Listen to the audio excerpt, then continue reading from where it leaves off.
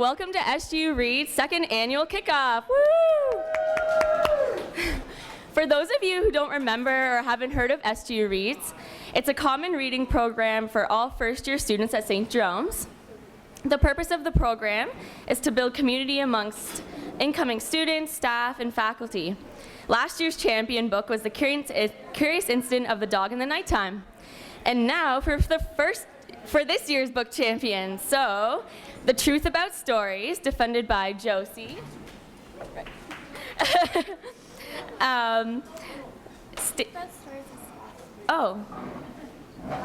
Sorry. The Last Lecture, defended by Scott Klein. What? Oh, it's the other, what? So About Stories, defended by Scott. Oops. The Truth About Stories, defended by Dr. Scott Klein. The Last Lecture, defended by Josie, a first-year student. And Station 11, defended by Erica Toffelmeyer. And finally, The Ocean at the End of the Lane, defended by Dr. Sarah Humphreys.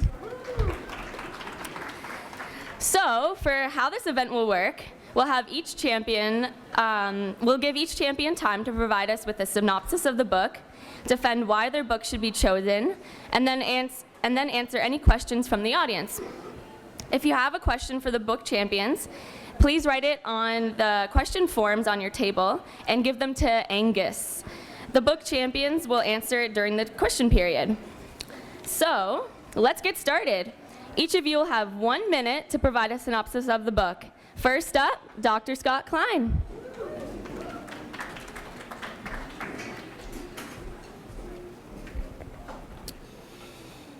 The truth about stories is that that's all we are. The stories that Thomas King tells in The Truth About Stories are a part of his own search for a native identity in a continent that loves the idea of its imperial creation, the Indian. It's a creation that does not easily allow for the living, breathing, and present native persons to exist. King's thesis is this: if we don't recognize the defining power of stories, we fail to recognize one of the primary mechanisms human societies have to create human subjects, communities, and societies. According to King, the stories we Canadians tell can all too easily lull us into complacency and the complacency of North American individualism, which will eventually lead us into ignoring or forgetting the stories that make us who we are. Thank you. Thank you, Dr. Scott. I also forgot to mention, so once our lovely book champions are done defending their book, we will give everyone an opportunity to vote and pick up their complimentary cupcake. We encourage you to stay to support our book champions, but if you have to leave early, you are welcome to vote and pick up your cupcake on the way out. And the cupcakes and voting table are just over there. So next up to give a synopsis of the book is Josie.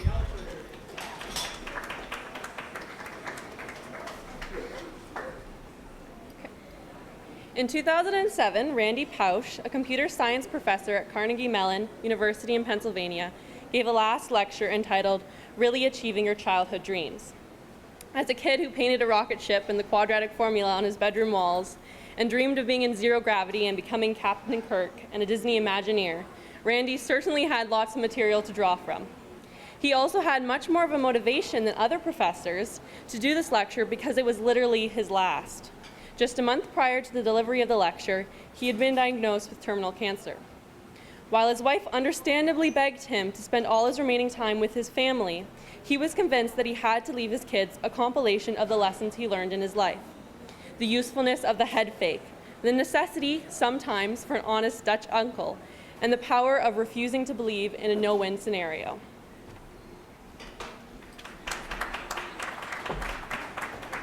Thank you, Josie. And again, that was the last lecture. Next up, we have Erica.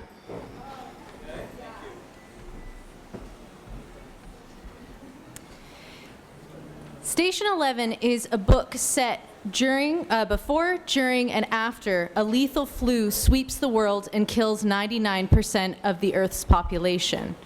The story begins with a Toronto production of Shakespeare's King Lear.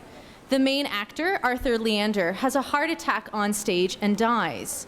We then follow many of the characters who were somehow involved with Arthur Leander.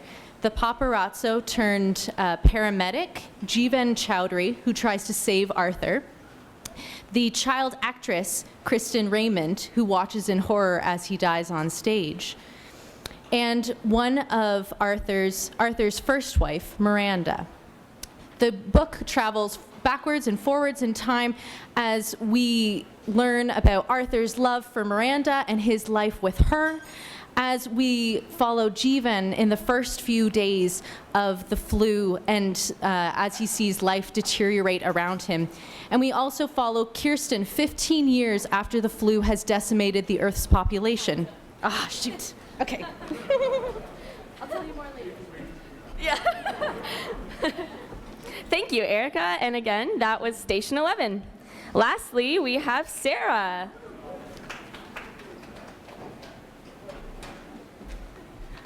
I feel Scott's trying to psych me out. Neil Gaiman has written a compelling adult fairy tale about a little boy living in Surrey, England with his mother, father, and older sister. One day, this boy meets a wonderful little girl named Letty, who has incredible powers and comes from this remarkable family. Letty and our storyteller must battle a horrific monster who threatens his family and the entire world. How can you not like this book? Seriously. Okay. Thank you. Thank you, Sarah. And again, that was The Ocean at the End of the Lane. So now Angus will come around to collect any questions people have for the question round. And while that's happening, the book champions will each give a maximum of 2 minutes to tell us why their book should be chosen. First up, Dr. Scott Klein with the last lecture. With the truth about stories. With this last lecture, you might be trying to tell me something.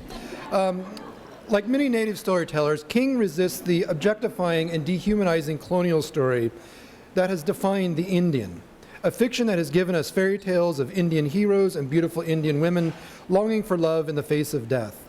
These kind of made-for-Disney stories may appear to be harmless tales, but King warns us to be careful with the stories you tell.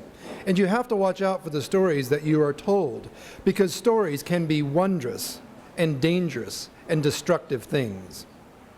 As King points out, the dominant story in a Western capitalist system undermines the principles of cooperation and balance found in native stories. Bluntly put, the Western capitalist storyline relies on dualisms and hierarchies. Our Western stories tell us that we are caught in a Hobbesian war of all against all. We assume that we are all self-interested individuals seeking to maximize our assets. We are all competing for jobs, for that perfect co-op placement, for market share, and competition makes us better. It's a story we take for granted. It's a story we believe to be true. But remember, it's a story.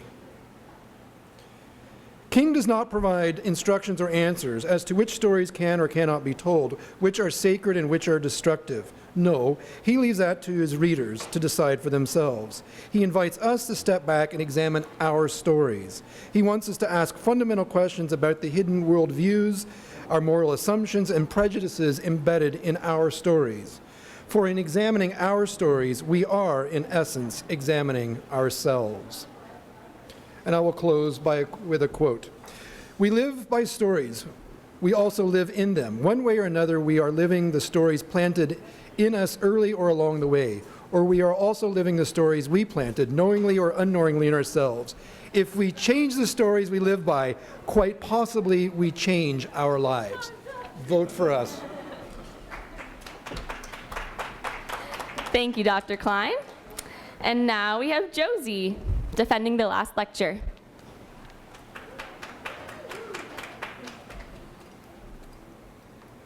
Do we need yet another book that fits into the self-help genre? What distinguishes this biography from all the rest? Why should this book be our next SJU Reads pick? The first reason that comes to mind is that the last lecture is incredibly intimate. Randy talks about falling in love with and fighting for his wife, Jay. At the same time, don't mistake this for being a lofty fairy tale. The various headings in the book, I never made it to the NFL, romancing the brick wall, a recovering jerk, reveal that it is down to earth too.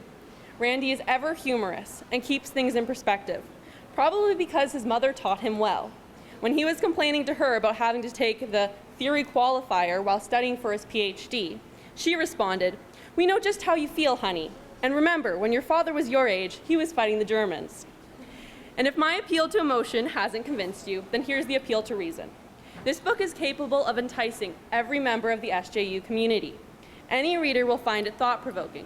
Professors and staff will find it relatable, while we students will benefit from the wisdom of a man who has, despite his premature death, lived a full life.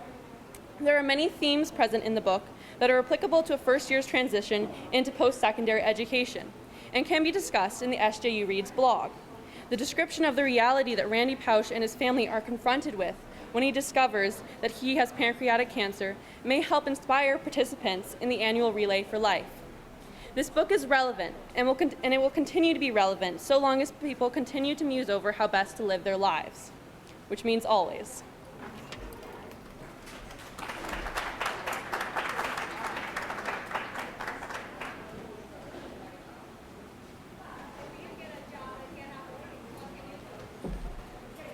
Thank you, Josie.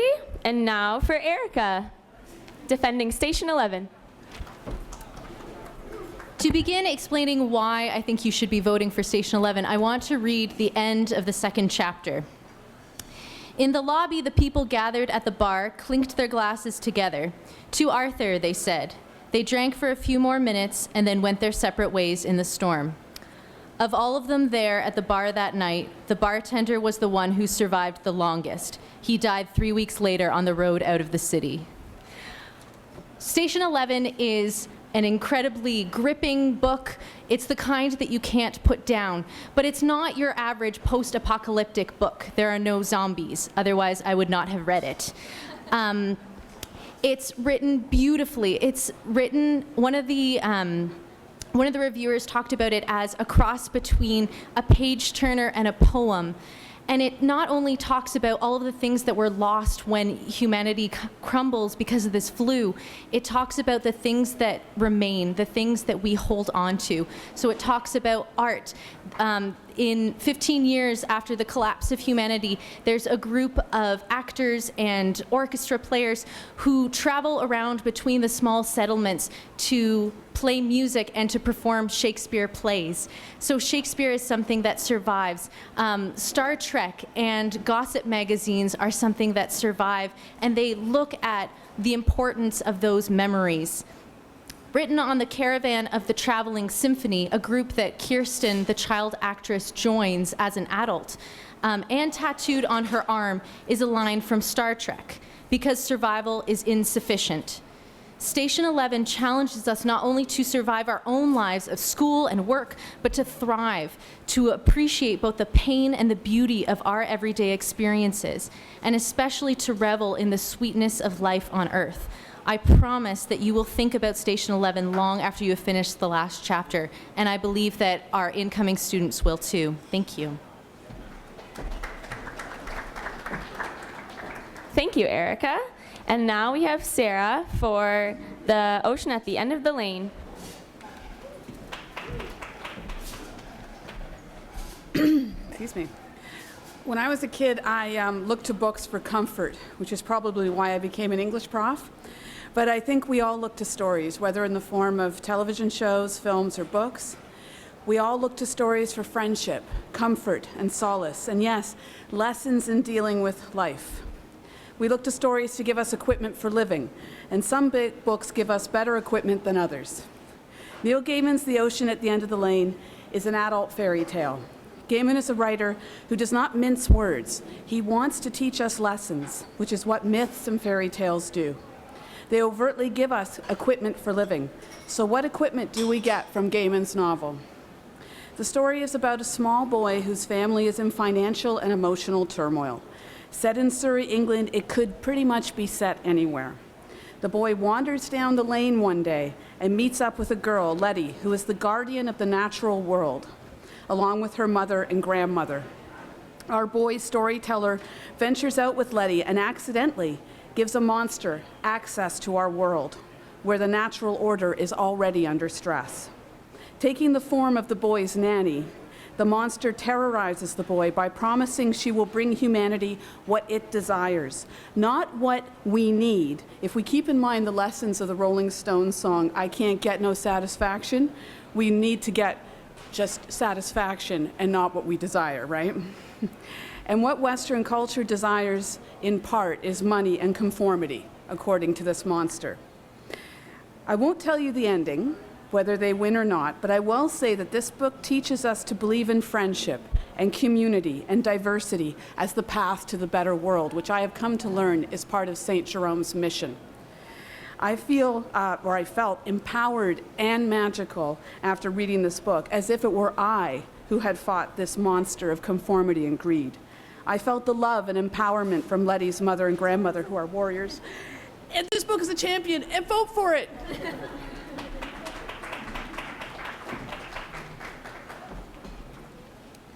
Thank you for a wonderful book, champions. Whoa.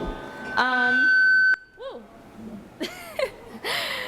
And now for the questions. So we've received several questions from students asking, how is the book relatable to first-year students? So we will open that up to the lovely book champions. And we received another question saying, after reading this book, how have you changed? And so I will give those questions to the book champions to look at themselves, and they will let you know how they respond.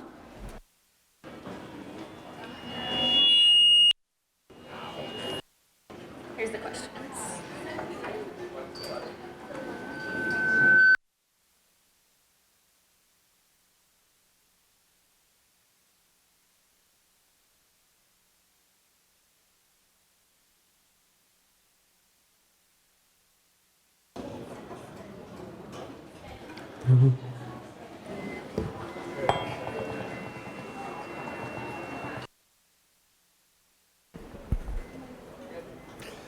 So the question is, how relatable is the truth about stories? It's a 2003 Massey lecture. It's written in a very comedic style. It's dry wit. It is a book full of stories. It is nonfiction.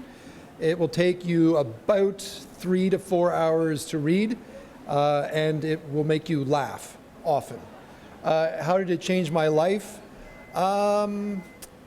I will no longer look at Pocahontas the same way.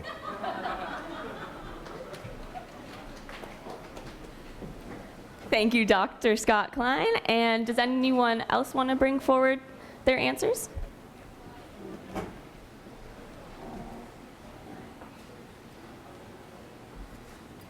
Okay, so I am a first-year student, so I guess both questions kind of can be answered in like the same manner. One reason is because one of the lessons that Randy Pausch teaches is about the importance of humility. Having succeeded all throughout high school, coming to university, that was very important for me to grasp because you start to realize that suddenly you can't be the best all the time, and then you have to accept constructive criticism. And so I find that that's a very important thing that first-year students need to learn so that they come into university with realistic expectations and learn to cooperate with their fellow peers. Additionally, the book is about achieving your childhood dreams. And so hopefully everyone is going to university because they have a dream. And they've come here to try to achieve that dream. And Randy Pausch, having lived a very, a full life, as I mentioned, despite, his premature death, he has achieved so many of his dreams. He became a Disney Imagineer. He did achieve zero gravity as well. So anyways, yeah, that's it. Thanks, Josie. That was the last lecture, for those of you who didn't know. Would any of the other book champions like to come up?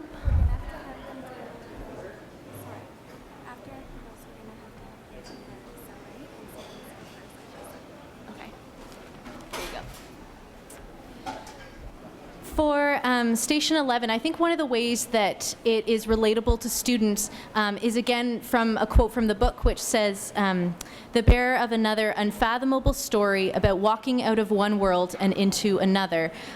For many students, it may seem that university is a whole new world, hopefully a bit better than a post-apocalyptic world, but you never know. They're leaving a safe world where, you know, their mom did their laundry and cooked their food, and now they're on their own and have to create bonds with people that are also experiencing the same thing. And that's often what this book is about, is people who came from this old world and that now have to sort of build something new. It's also a very hopeful book. We see 15 years later, the beginning of a traveling symphony, of homemade newspapers, and a museum to remember what the world used to look like. So there are messages of hope in that too. Thank you, Erica. And now for Sarah, defending the ocean at the end of the lane, or answering the questions. So you're also going to just say like your 1 minute summary as well, because we know that you have to leave as well. Yeah. So like after you answer the question that they have. I can do my 1 minute summary? Yeah. Okay. This book is completely relatable to first years because this is about a boy who travels into an unknown world, and his entire world is turned upside down, but he gets through it with the support of this incredible friendship with Letty. And so I would say that this book equips students to face their first year and be courageous and accept diversity and be themselves. And so that's all I have to say. Thanks. Thank you, Sarah. And now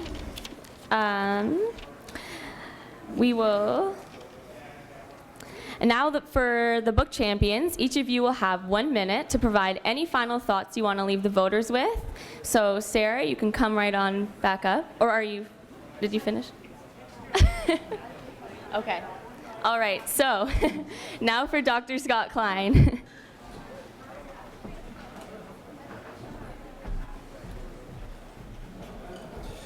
No, this book, just in terms of what it will do to first-year students, it'll have them think about who they are as they begin to transition from one phase of life into the next. Many of the stories that they will have inherited, the ones that they've been told by their parents, by their closest friends, those stories largely will change over the next 4 to 5 years. What this book will do is help provide a framework for the new stories that they will be facing once they come to university, and will begin to interrogate themselves and ask bigger questions about what it means to be a human person in the 21st century. Thank you very much. So that was The Truth About Stories, everyone. And now we have Josie.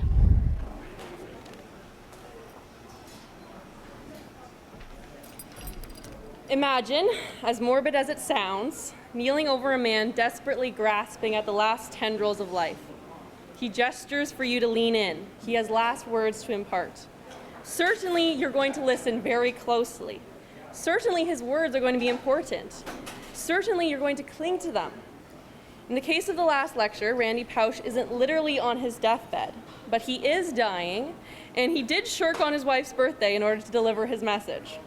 We owe it to him and to ourselves to at least listen or read. I promise you, you'll learn plenty and it won't even be boring. Randy talks about his dreams, but he's also talking about your dreams. And how can your dreams ever be dull? Reach for them. Don't let them wiggle away. Thank you. Thank you, Josie. And that was the last lecture. Now we have Erica.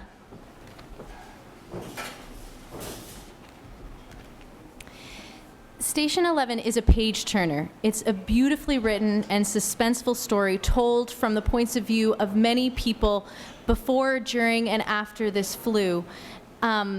It's not depressing, and it's hopeful, and it looks at how society can rebuild after such a disaster. And it really begs the question, what would we strive to hold on to if the world we knew was disappearing? And what kinds of things would we want to remember, and who would we want to remember? And I think that that's an important message for our students coming in, and an important thing for us to think about too. And it also talks a lot about not taking our world for granted, especially all of the amazing things that we have right now, like internet and air travel and electricity. So I think that it's very relatable and would be a wonderful book for our students. Thank you, Erica, and everyone that was Station 11. Let's give a huge round of applause for our wonderfully talented book champions. Woo! Thank you, everyone, for taking time out of your day to vote. Just remember, it is 1 vote per person, and the voting table is just over there, and you're welcome to come up and get your cupcake with your vote. The winning book will be announced next week, so watch the website to see the winner. And now I'd like to call up Paige to the stand. Hi, everyone. I'd like to thank you all for coming out, and I also want to give a really special thanks to the SJU Books Reads Selection Committee. So we had 34 books nominated this year, and they worked through those intense discussions, reading the books, and narrowing it down to 4, which is not an easy task. So if everyone who's on the selection committee could just come up to the front so we can give them a round of applause. Erica, or Christina and Deb. Deb, Christina.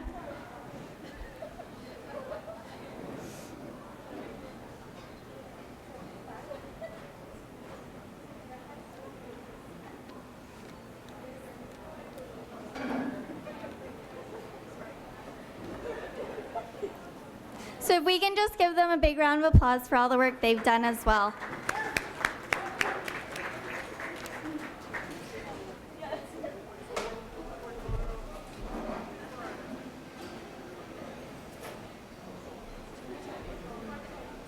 Yeah.